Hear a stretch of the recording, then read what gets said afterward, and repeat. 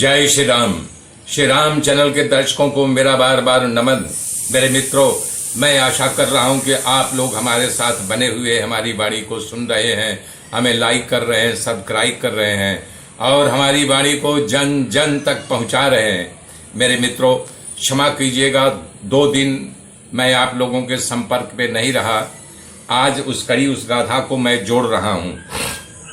श्री वशिष्ठ जी कह रहे हैं कि रघुनंदन, जैसे नीले पीले काले हरे गुलाबी आदि फूलों की जो अभिव्यक्ति होती है वो फूल का नहीं, ये सूर्य के प्रकाश से प्रकाशित होते हैं। सूर्य में जितने रंगे हैं, इंद्रधनुष आप लोग देखा होगा बरसात में, तो जितने रंग इंद्रधनुष में होते हैं उतने रंग के ही फूल धरती पर विद्यमान होते हैं। कह रहे हैं इसी प्रकार शरीर द्वारा व्यवहार करने वाले अधिकारी पुरुषों के समस्त पुरुषार्थों की सिद्धि में उत्साह पूर्वक प्रवृत्ति साधन है। मनुष्य केवल मन से ही किसी वस्तु की इच्छा करता है, शास्त्र अनुसार कर्म से नहीं, वो पागलों से ही चेष्टा करता है। कह रहे हैं शास्त्र के अनुसार कि जो शास्त्र में बताया गया है उससे अनुसार चलने पे अपने पुरुषार्थ को सिद्ध करने की प्राप्ति होती है।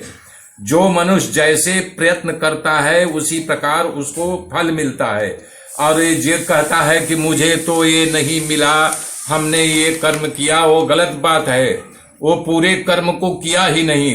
पूर्ण कर्म करने वाले को निश्चित रूप से उस वस्तु की प्राप्ति होती है, क्योंकि अपना पूर्वकृत कर्म ही देने के लिए उन्मुख होने पर हमारा जो ये पुरुषार्थ हम करेंगे और जब प्राप्त हो जाएगा तब भी हम कहते हैं दैव की इच्छा थी हमें दे दिया। और जब नहीं मिला, हम अच्छा कर्म नहीं करेंगे, बोले दैव नहीं चाहता था इसलिए मुझे नहीं मिला। बता रहे हैं वशिष्ठ जी श्री रामचंद्र जी से कि शास्त्रोन्मोदित पुण्य कर्म होता है और शास्त्र के विरुद्ध पाप कर्म होता है। शास्त्र के विरुद्ध कर्म अन्याय के कारण हो जाता है और शास्त्र उन्मोदित कर्म जो है अपना पौरुष से अपने ध्येय वस्तु के प्राप्ति करने के लक्ष्य में साधु संग का संग, सत्पुरुषों का संग और सत्शास्त्र का अनुलोकन, तो इसे जन्म का पौरुष बता रहे हैं। यदि इस जन्म का पौरुष प्रारब्ध हमारा वेग अच्छा है तो पिछले जन्म के पौरुष के वेग को दबा देता है और हमें उसका अच्छा फल मिलता है। कह रहे हैं कि पुरुषों को दांत से दांत को भींच करके बलपूर्वक अच्छे कर्म करना चाहिए, अच्छे विचार करना चाहिए और अपने अच्छे विचारों की पुष्टि भी करना चाहिए अपने शुभ पौरुष के द्वारा। और जो विघ्न पैदा हो रहा है उसे यत्न पूर्वक विघ्न को काटना चाहिए। पुरुषार्थ मुझे प्रेरित करके विशेष परिस्थिति में डाल देता है। यदि हम अपना पुरुषार्थ कर रहे हैं तो मुझे विशेष परिस्थिति में डाल करके उस वस्तु की प्राप्ति करा देता है, हमारा लक्ष्य पूर्ण हो जाता है। और जब हम पुरुषार्थ नहीं करेंगे तो हमारी प्रबलता को वो छिन्न भिन्न कर देगा।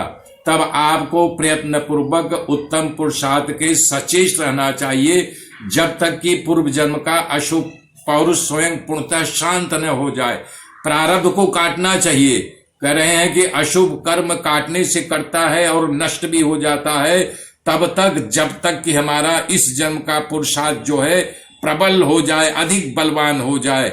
जैसे कल घटित हुई दोष का आज प्रायश्चित, हमने कल कुछ ऐसे प्रायश्चित कर लेना चाहिए। कुछ हमसे पाप कर्म हो गया कि अरे बाप रे बाप, हमसे इतना बड़ा अपराध क्यों हो गया, हे भगवान हमको बुद्धि दो, हमको विवेक दो, हमसे क्यों बार बार ये अपराध हो रहा है। बार बार प्रार्थना करो लेकिन सचेत रहो।